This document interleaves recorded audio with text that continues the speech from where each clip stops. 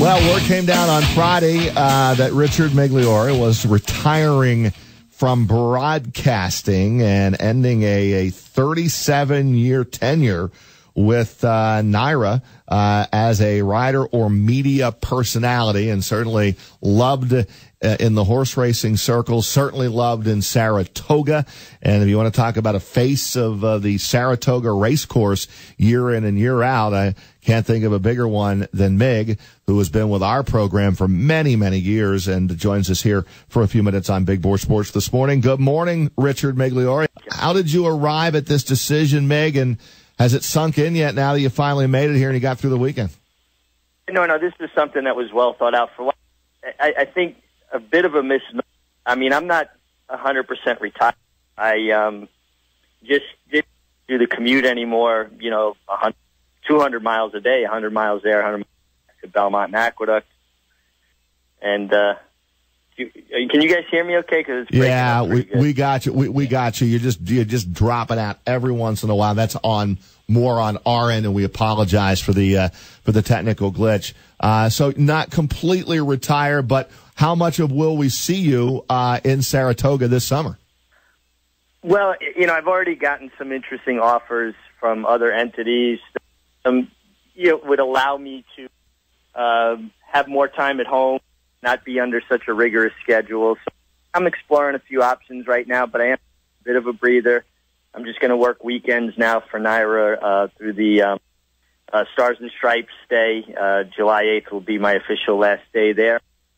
I am, appreciative of the opportunity I was given by NYRA, and very proud of what we were able to do, as a team collectively for, TV, seeing on TV. Talking with Richard Migliore, who's decided to at least cut back anyway from his duties. And Mig, you've always had a lot on the plate, right? I mean, I guess knowing you a little bit, I'm not 100% shocked by the news, because every time I see you in Saratoga, you are going a million miles an hour with so many different whatever on your plate or pulling you in this and that direction. I could see where a timeout was needed. Yeah, Roger, really. My career ended abruptly, and I was basically 4 months where I was up. I couldn't do a lot, but once I started feeling better, I jumped right back in, first working TV, and then picked up NYRA and other freelance stuff. And that's personality. I'm not a guy who's sits idle. I mean, today worked yesterday, Father's Day, and I'm working on my farm, for the last 5 hours. So I'm has to be doing something. I needed to kind of find some more balance. Definitely feel on a train, and I didn't know where the destination was going. And I love where I live, and it just felt like I've been here to sleep, not to really live here.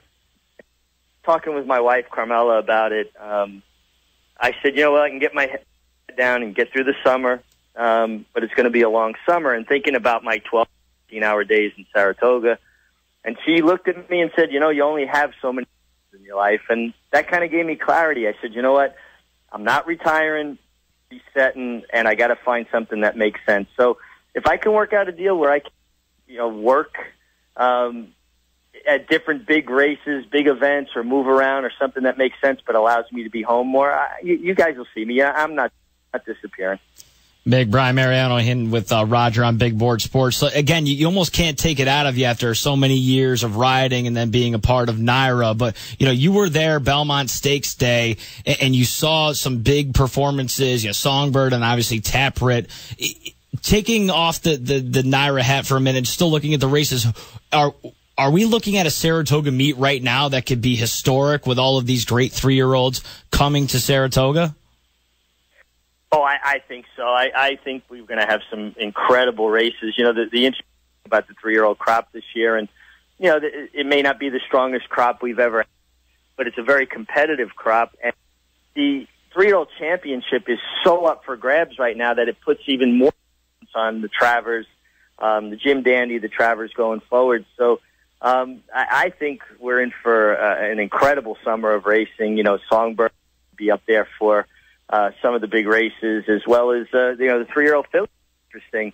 Abel Tasman was scintillating in the Acorn, and I'm sure you're going to see Unique Bella is going to be there. So it's going to be a great summer, as always, in Saratoga.